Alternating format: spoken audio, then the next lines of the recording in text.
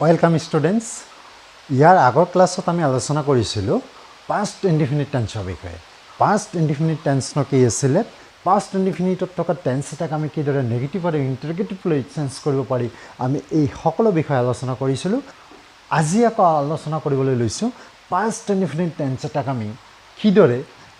WH ৱাৰ্ডেদি question কৰিব লাগে that means interrogative আমি কেনেকৈ কৰোঁ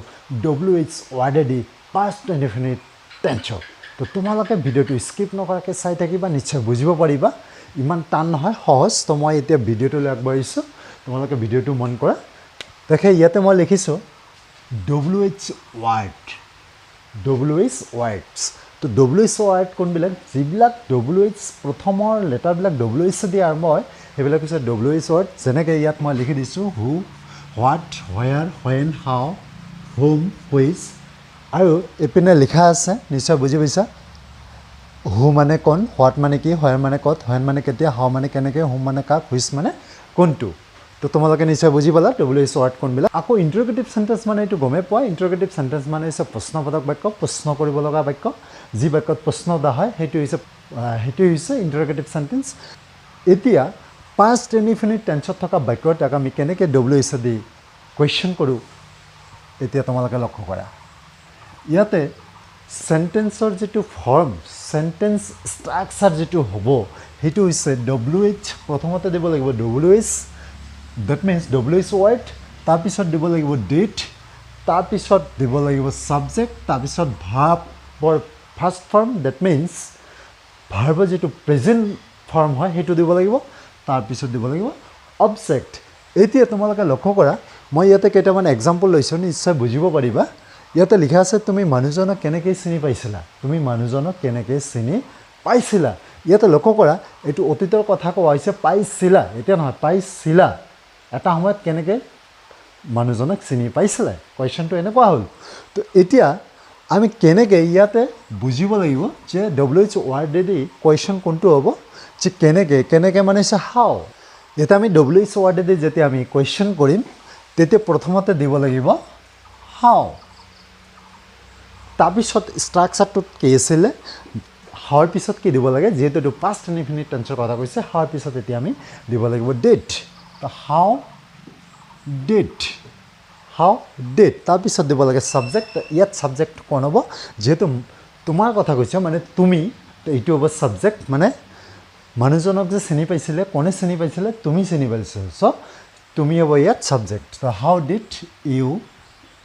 তাৰপিছত ইয়াত ভাৰ্বৰ ফাৰ্ষ্ট ফৰ্ম দিব লাগে চিনি পোৱা ডেট মিনছ জানি পোৱা এইটো ইংৰাজীত কি হ'ব ন' মানে জানা ভাৰ্বটো কি হ'ব ন' এইটো প্ৰেজেণ্ট টেন্সত দিব লাগিব তাৰপিছত অবজেক্ট দিব লাগে তো ইয়াতে অবজেক্টটো কি হ'ব মানুহজনক কাক চিনি পাইছিলা মানুহজনক ইয়াৰ আগৰ ক্লাছত আমি ডিছকাশ্যন কৰিছিলোঁ অবজেক্ট মানে হৈছে কাক বা কি এইবাৰ ইয়াতে অবজেক্টটো হ'ব দ্য মেন আৰু লাষ্টত দিব লাগিব কুৱেশ্যন মাৰ্ক নিশ্চয় বুজি পাৰিছা এতিয়া নেক্সট বাক্যটোলৈ লক্ষ্য কৰা যে ৰীণাই কোনখন কিতাপ কিনিছিল ইয়াতে চোৱা কোনখন এইটো হৈছে WH ৱাৰ্ডেদি আৰম্ভ হ'ব কুৱেশ্যনটো কোনখন মানে ইয়াতে মানে কোনটো হুইচ আমি হুইচ দি ষ্টাৰ্ট কৰিব লাগিব যে হুইচ এইবাৰ আমি ইয়াতে কি দিব লাগে যে কোনখন কিতাপ এইটো কোনখন কিতাপ এইটো হুইচ বুক দিব লাগিব যে হুইচ বুক কিনিছিল এইটো অতীতত হৈছে কিনিছিল এতিয়া আমি ডিড দিব লাগিব যিহেতু এইটো পাষ্ট ইনডিফিনিট টেন্সৰ কথা কৈছে তো ইয়াতে আমি ডিড লগাই দিলোঁ যে হাউ ডিড এবাৰ ছাবজেক্টটো কি হ'ব যে কাৰ কথা কৈছে কোনে কিনিছিল ৰীণাই কিনিছিল তো ছাবজেক্টটো কি হৈছিলে যে বাক্য এটা কামটো কোনে কৰে এইটো আছিলে ছাবজেক্ট তো এতিয়া ইয়াতে লিখিব লাগিব Reena which book did Reena এইটো কি হ'ল ছাবজেক্ট হ'ল তাৰপিছত দিব লাগিব ভাৰ্বটো প্ৰেজেণ্ট টেন্সত কি হ'ব কিনা এইটো কি হ'ব বাই হুইচ বুক ডিড ৰীণা বাই হৈ গ'ল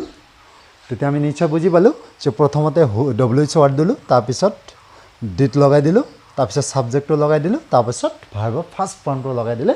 ইণ্টাৰগেটিভ চেণ্টেন্স হৈ যায় এতিয়া নেক্সট বাক্যটোলৈ লক্ষ্য কৰা যে যোৱাকালি তুমি ক'ত গৈছিলা যোৱাকালি তুমি ক'ত গৈছিলা এইটো নিশ্চয় পাষ্ট টেন্সৰ কথা তোমালোকে বুজিব পাৰিছা অতীতত হৈছে এইটো তো ইয়াতে সাবজেক্টটো কি আছে যে তুমি তোমাৰ কথা কৈছা সো ইয়াত সাবজেক্ট হ'ব তুমি